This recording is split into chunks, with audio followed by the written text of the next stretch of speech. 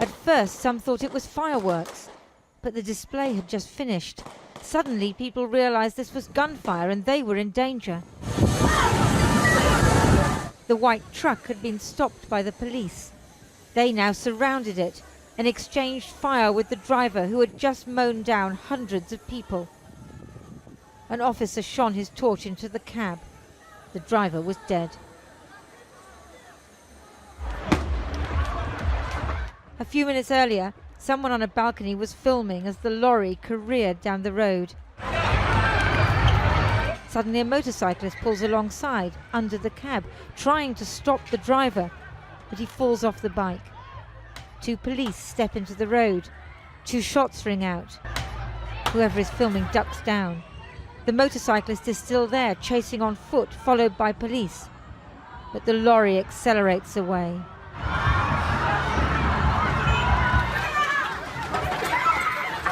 People were fleeing along the Promenade des Anglais, terrified.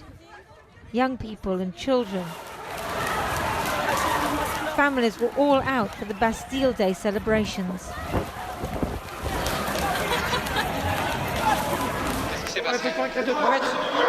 There was this lorry and it smashed into everyone. Everyone. The truck grazed my daughter, who lost her flip-flop, and then it hit my sister-in-law, and then afterwards he zigzagged. He zigzagged down the whole promenade.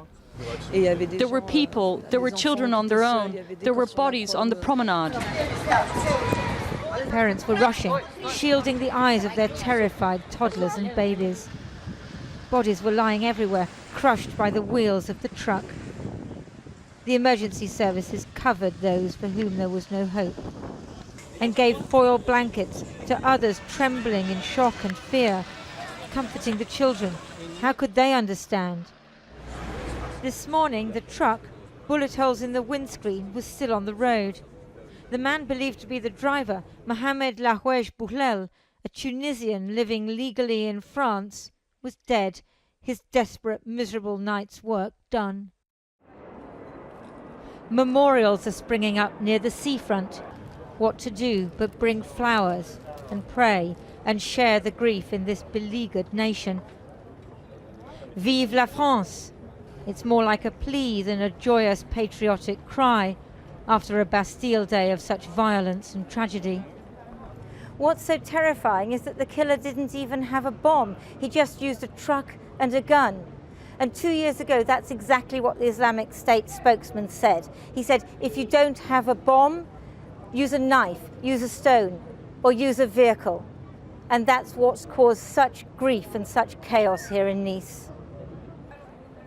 Alexandre Giraud was working in his parents' bar, the Balthazar, when suddenly hundreds of people started running in, desperate for shelter.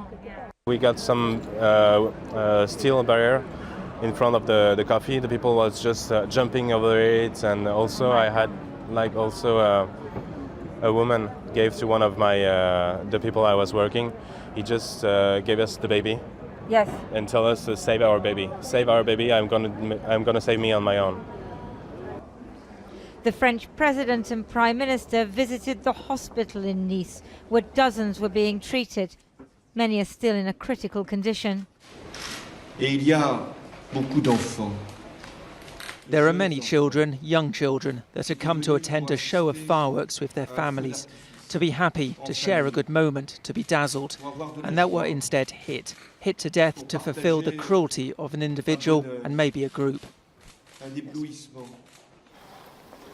Patriotism. It's one way to counter the ideology of terror, to assert the idea of la France. But others are just bewildered. Why me? Why here? Why us, the French? Again and again.